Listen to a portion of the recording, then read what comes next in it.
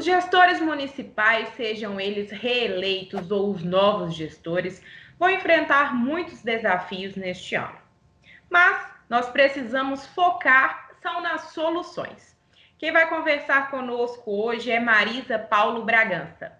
Marisa é mestre em ciência contábil na linha de pesquisa em controladoria e auditoria pela FUCAP Business School. É CEO da empresa Conafil Consultoria, Auditoria e Assessoria Fiscal Limitada. Atua como consultora, palestrante, professora de contabilidade pública, auditoria e controladoria de graduação e pós-graduação. Marisa, que bom que nós vamos ter essa conversa aqui para auxiliar os gestores municipais. Eu agradeço o convite, Thaís, fico muito feliz de ter essa conversa e da gente poder levar um pouco do nosso conhecimento e da nossa experiência para contribuir com esse processo aí com os nossos gestores. Marisa, e então vamos em um caminho, vamos começar falando sobre os desafios. A pandemia deixou ainda alguns resquícios que vão precisar ser superados aqui nesse início de gestão. Vamos contextualizar aqui para quem nos assiste quais são esses principais desafios. Eu penso que a pandemia, ela mostrou para a gente muito do que nós precisamos aprender enquanto planejamento e prevenção das políticas públicas. A pandemia, ela veio aí nos ensinando o quanto precisamos aprender a planejar, aprender a auxiliar também os nossos gestores e o quanto os nossos servidores públicos precisam de conhecimento para aprender a lidar com o imprevisto e o previsto, aprender a lidar com prevenções para que o imprevisto, que é algo que vai acontecer, especialmente no dia a dia das políticas públicas, não tem receita de bolo para certos problemas que as políticas públicas nos trazem. Então, cada política pública é uma receita diferente, são procedimentos diferentes, cada município é diferente. Então, a pandemia, ela veio nos ensinar que precisamos aprender a planejar, a prevenir e aprender a lidar com o melhor processo de liderança. Dentro desses desafios aí, talvez a gente possa até citar, não sei, as questões de lei de responsabilidade fiscal, a importância de um controle interno bem elaborado e algo nessa linha para superar esses desafios? Nós temos uma administração pública no país muito voltada para a legalidade. Somos pessoas e gestores, né? Então, pessoas enquanto cidadãos, enquanto servidores públicos, enquanto gestores, ensinados a seguir a lei. Mas o que tem por detrás disso? Vou te citar um exemplo dos 25% da educação. Temos que gastar 25% na educação. Mas gastar 25%, o que está por trás do gasto? Precisamos estabelecer controles para que esses gastos sejam efetivos. Então, o que está por trás dessa legalidade é o que a gente tem que enxergar, e não a lei em si. A lei, ela diz, gaste 25% com a educação. O gestor tem que perguntar por quê? De que forma? Como eu vou fazer isso? Se estivéssemos estabelecendo controles, instruções para isso, muito dos problemas que nós temos não seriam gritantes até do ponto de vista da sociedade. Então, mais que legalidade, é aprender o que está por trás da legalidade. E aí, neste aspecto que você está pautando, a gente já pode até falar, então, assim, da importância da clareza na discriminação das contratações no dia a dia de uma prefeitura? Uhum. A clareza é o que nós, nesse momento, não temos. E por que essa clareza ela não existe? Não é por maldade, por corrupção, que é o que todo mundo pensa, né, de cara, né? É por falta de conhecimento mesmo. Eu vou citar um exemplo de um gestor que essa semana conversou comigo e falou assim, olha, eu tenho um problema sério com licitação porque eu compro e os produtos não têm qualidade. Eu falei, mas por que você não exige no seu termo de referência a qualidade? Mas para ele, qualidade está ligada à marca. Então, aí eu fui explicar para ele, olha, nada te impede de, no termo de referência, colocar que você quer um produto similar a essa ou aquela qualidade. E ele olhou para mim e falou, mas eu posso fazer isso? Eu disse, não só pode, quanto deve. E o que falta aí? É falha do gestor, simplesmente? Não, o conhecimento não está chegando. A controladoria, eu falei com ele, coloca a sua controladoria, o seu setor de compras, os seus gestores, os secretários, para entender o que é um termo de referência.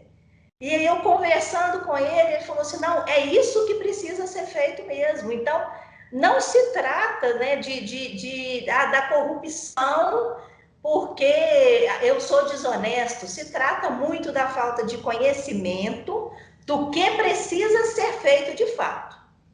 Nenhuma lei existe para te atrapalhar. Se você entender o que está por trás dela, qual é o princípio dessa lei.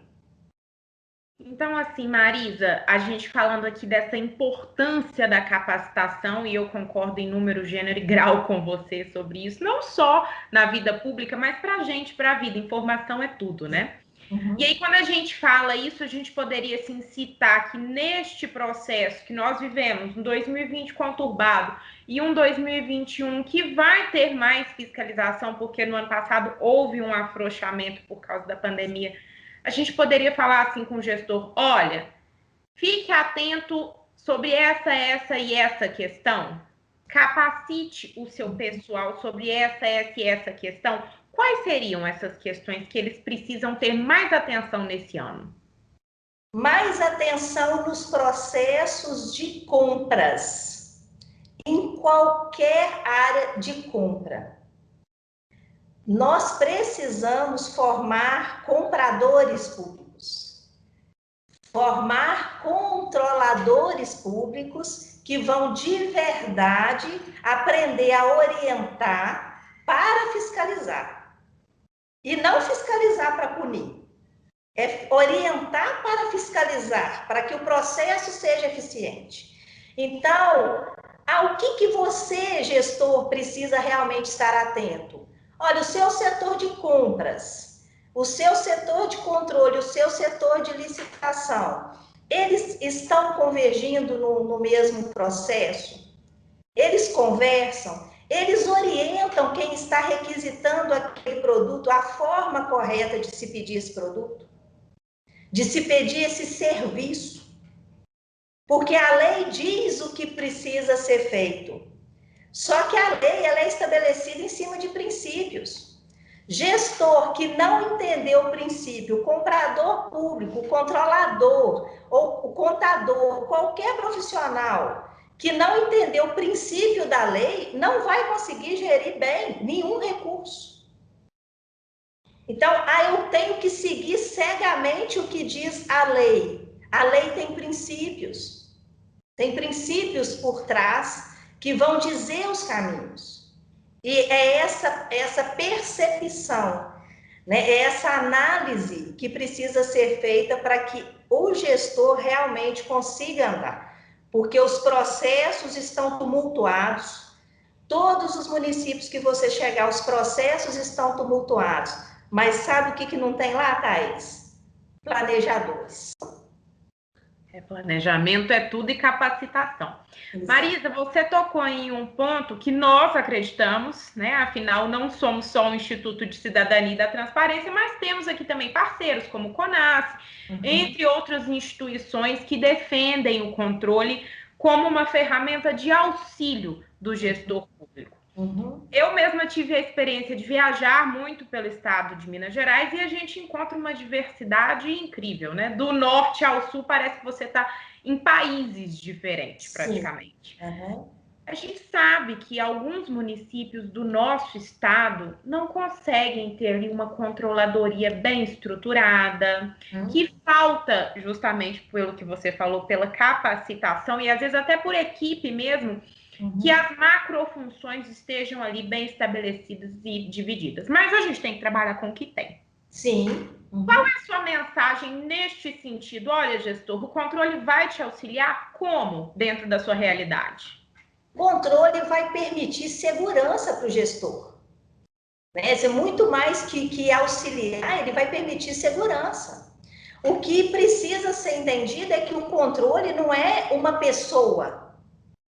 Todas as unidades do município têm que ter seus controladores, ainda que não sejam nomeados controladores, mas se você tem um almoxarife, alguém que recebe produto, alguém que contrata, alguém que manipula qualquer tipo de serviço ou material, esta pessoa pertence à controladoria.